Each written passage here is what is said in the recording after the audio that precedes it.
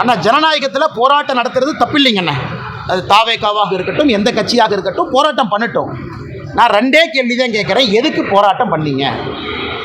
எந்த பாயிண்ட் நாங்கள் கொண்டு வந்தது தப்புன்னு நினைக்கிறீங்க? எந்த பாயிண்ட்டை நாங்கள் சரியாக செஞ்சுருக்கோன்னு நினைக்கிறீங்க?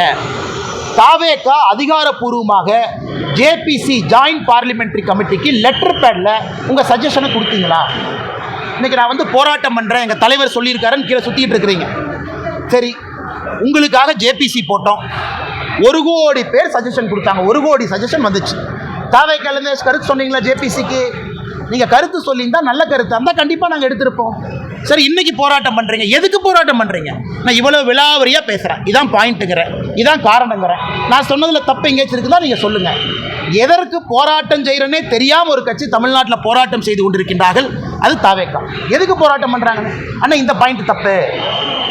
எத்தனை டைம் சட்ட திருத்தம் மாற்றிருக்கிறாங்க? 54 முதல் சட்டம், அதன் பிறகு அவ்வளோ அமெண்ட்மெண்ட், 95 பெரிய சட்டம், அதன் பிறகு அவ்வளோ அமெண்ட்மெண்ட், 2013 மேஜர் அமெண்ட்மெண்ட்.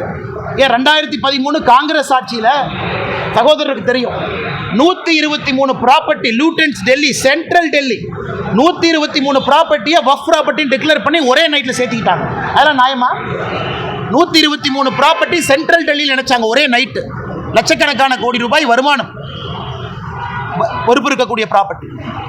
அது 2013 காங்கிரஸ் கொண்டு வந்தான். அதை பற்றியெல்லாம் யாரும் பேச மாட்டாங்க. ஆனால் 2025 நம் ஆட்சியில் நியாயமாக எல்லோருக்கும் சமமாக ஒரு விஷயத்தை கொண்டு வந்தால் நாம் இஸ்லாமியர்களுக்கு எதிரின்னு ஆர்ப்பாட்டம் பண்ணுறாங்க. அதனால் தாவேகாவாக இருக்கட்டும், எந்த கட்சியாக இருக்கட்டும், என்னுடைய அன்பு வேண்டுகோள், ஆனால் எதுக்கு ஆர்ப்பாட்டம் பண்ணுறேன்னு 2 விஷயத்தை சொல்லிட்டு பண்ணுங்கண்ணே. நல்ல விஷயமா இருந்தால் நானும் மேலே சொல்கிறேன்.